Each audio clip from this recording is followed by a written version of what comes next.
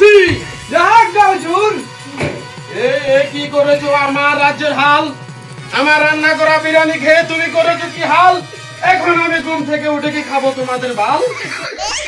কে খেয়েছে সেই বিরিয়ানি, আমার রান্না করা বিরিয়ানি? জনাব বন্দি করো তাকে। পারবে না মহারাজ, কেন পারবে না, কেন পারবে না?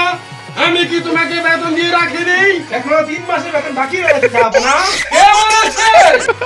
এত বড় মিথ্যা অপবাদ আমার প্রতি কে দিয়েছে? আমি তো প্রত্যেক মাসের বেতন তোমাকে দিয়ে দিই। কে বলেছে এক্ষুনি বলো, তোমার গর্দান নিয়ে নেবো আমি। সেনাপতি,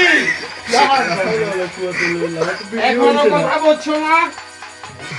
কে বলেছে তোমাকে মিথ্যা অপবাদ আমার প্রতি দিয়েছে? জয়নাল দিয়েছে। কেউ? বন্দি করো জয়নালকে। আমার বাবা ছিল এই রাজ্যের এক